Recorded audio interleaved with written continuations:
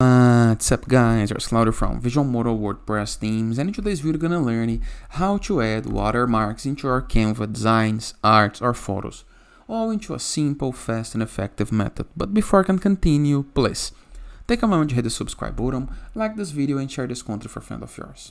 After this, review the left sidebar of menus.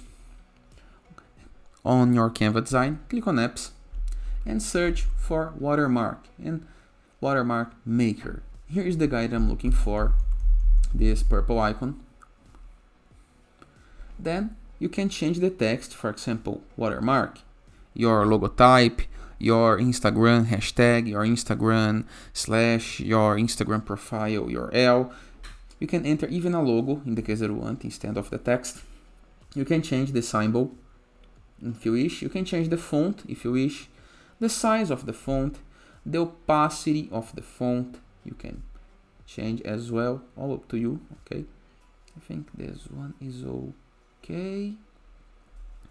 You can change the color of your font, for example white, maybe. I think white is okay. Then you can change the layout. Let me show you the examples. Here's the grids. You can change the spacing. You can rotate the layout in the case that you want, all up to you.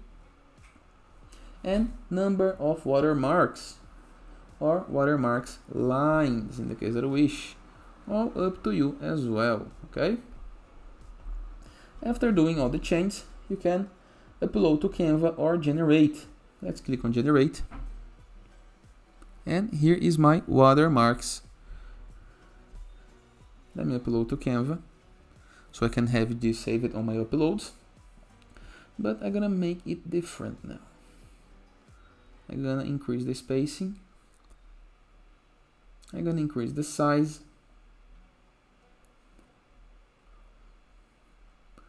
And I'm gonna use a grid without a rotation.